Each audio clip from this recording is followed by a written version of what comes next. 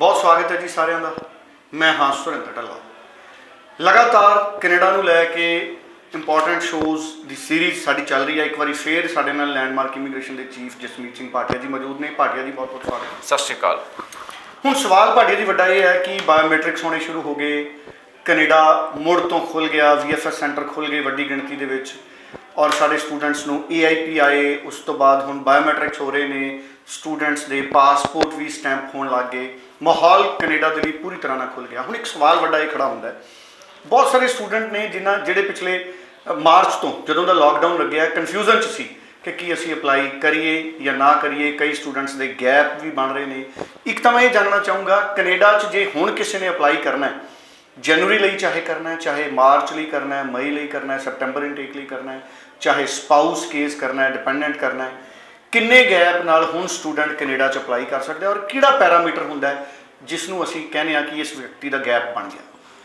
और ये रिफ्यूजल वाले की भी मैं गल करूँगा जिन्हों के तुरंत रिफ्यूजल आ रहे हैं कि वो सब तो पहला केप्स नोट मंगाउण फिर अपलाई करन या वो तुरंत अपलाई करन, किहड़े केप्स नोट मंगाउण किहड़े तुरंत अपलाई करन, ये दोनों विषय रहणगे। सब तो पहला गैप ते गल करना चाहूँगा मैं भाटिया सी जे तो तुहाडा 2 साल तक का गैप है, 2 ईयर्स का गैप है। सपोज तुसीं 2018 च अपनी +2 की सी एंड तुसीं 2020 च अपना केस ला रहे हो, that can be covered by saying that you were choosing your country of study, तुसीं किहड़े कंट्री पढ़न जाना सी, और दूजा IELTS करन च भी तुहानूं टाइम लगा, सो you were preparing for IELTS and you were choosing the country for study, मतलब कि तुसीं प्लानिंग कर रहे सी, बजटिंग कर रहे सी, बहुत चीज़ां हुंदियां। सो 2 साल तक दे जिहड़े गैप दी असीं गल करिए तां कोई भी कॉलेज सरकारी कॉलेज भी तुहाडे तो ये मंगदा नहीं है, कोई डॉकूमेंट नहीं मंगदा कनेडा च। बिल्कुल अगर 2 साल का भी गैप हाँ है, बिल्कुल सरकारी कॉलेज 2 साल तक का गैप जिन्होंने कहते हैं is acceptable by most of the colleges. और जे तुसी ग्रैजुएट हो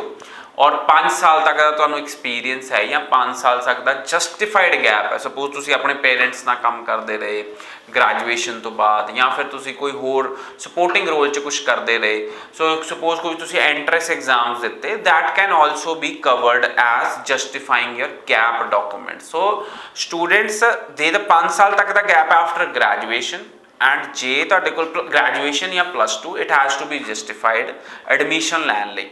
जे तुहाडे कोल 2 साल तक का गैप है without justification also it is acceptable. हुण आ जांदी गैप कितना एक्सैप्टेबल है।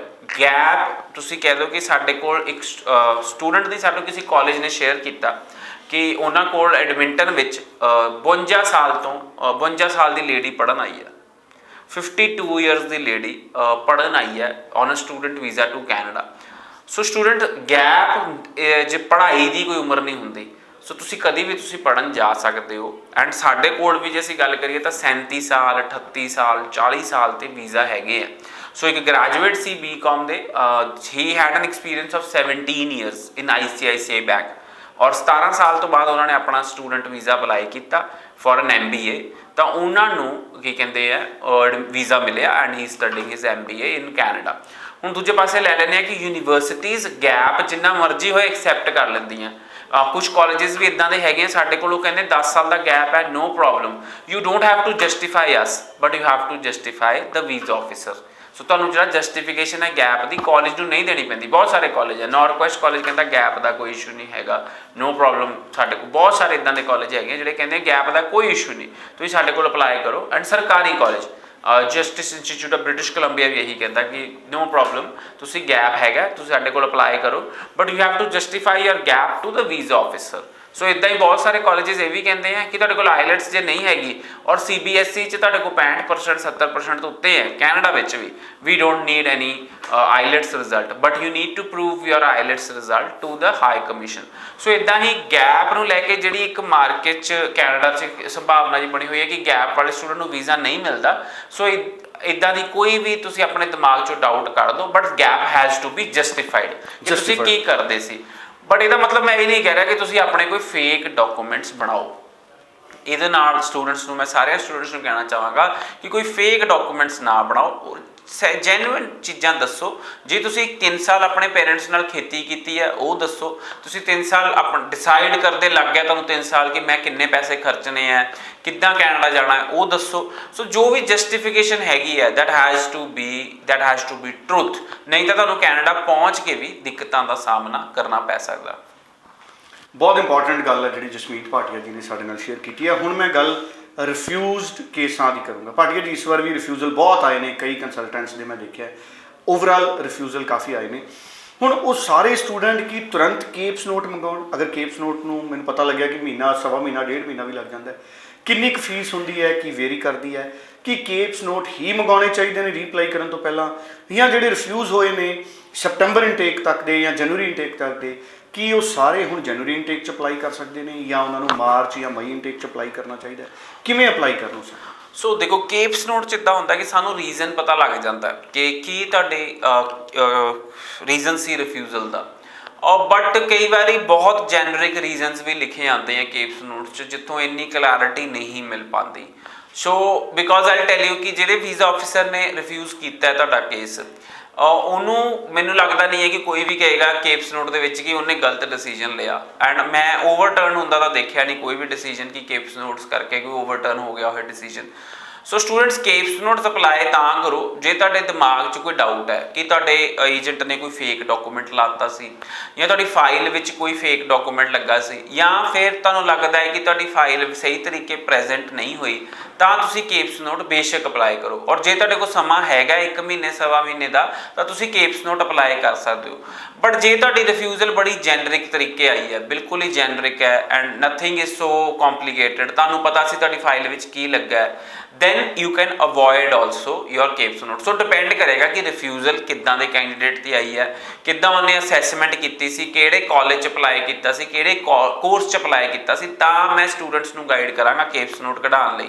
ਔਰ ਸਮਾਂ ਇੱਕ ਬੜਾ ਇੰਪੋਰਟੈਂਟ ਰੋਲ ਪਲੇ ਕਰਦਾ, ਕਿਉਂਕਿ ਸਮਾਂ 1 ਸਵਾ ਮਹੀਨੇ ਲੱਗ ਜਾਂਦੇ ਆ, ਕਈ ਵਾਰੀ ਜ਼ਿਆਦਾ ਵੀ ਲੱਗ ਜਾਂਦੇ ਆ ਕੇਪਸ ਨੋਟ ਆਉਂਦਿਆਂ। ਸੋ ਇਸ ਚੀਜ਼ ਨੂੰ ਦੇਖਦਿਆਂ ਹੋਇਆਂ ਸਟੂਡੈਂਟਸ ਨੂੰ ਇੱਕ ਅਸੈਸਮੈਂਟ ਦੀ ਲੋੜ ਜ਼ਰੂਰ ਹੈਗੀ ਹੈ ਕਿ ਮੈਂ ਕੇਪਸ ਨੋਟ ਕਢਾਵਾਂ ਕਿ ਮੈਂ ਕੇਪਸ ਨੋਟ ਨਾ ਕਢਾਵਾਂ। ਬਿਲਕੁਲ ਠੀਕ ਹੈ। ਸੋ ਇਹ ਤੁਸੀਂ ਸਾਰੀਆਂ ਚੀਜ਼ਾਂ ਦਾ ਖਿਆਲ ਰੱਖਣਾ ਹੈ। ਸੋ ਹੁਣ ਜਿਨ੍ਹਾਂ ਨੇ ਰੀਅਪਲਾਈ ਕਰਨਾ ਹੈ ਉਹ ਕਿਵੇਂ ਡਿਸਾਈਡ ਕਰਨ ਕਿ ਅਸੀਂ ਤੁਰੰਤ ਕਰ ਦੇਂ ਰੀਅਪਲਾਈ? ਅਸੀਂ ਡਿਪੈਂਡ ਕਰੇਗਾ, ਤੁਸੀਂ ਇੱਕ ਗਵਰਨਮੈਂਟ ਕਾਲਜ 'ਚ ਅਪਲਾਈ ਕੀਤਾ ਸੀ, ਤੁਸੀਂ ਪੂਰੇ ਸਾਲ ਦੀ ਫੀਸ ਭਰੀ ਸੀ, ਤੁਸੀਂ ਫਾਈਨੈਂਸ਼ੀਅਲ ਡਾਕੂਮੈਂਟਸ ਪੂਰੇ ਲਾਏ ਸੀ, ਤੁਸੀਂ ਆਪਣੀ ਫਾਈਲ ਖੁਦ ਚੈੱਕ ਕੀਤੀ ਸੀ, ਜੋ ਵੀ ਜੇ ਗੈਪ ਕਵਰ ਕੀਤਾ ਤਾਂ ਡਾਕੂਮੈਂਟ ਜੈਨੂਇਨ ਸੀ।